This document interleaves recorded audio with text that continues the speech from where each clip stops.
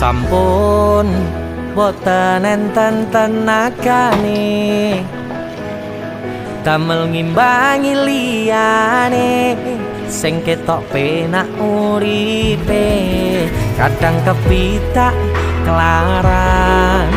kempet dadi tangisan rodo panguripan bakal muter nanging bu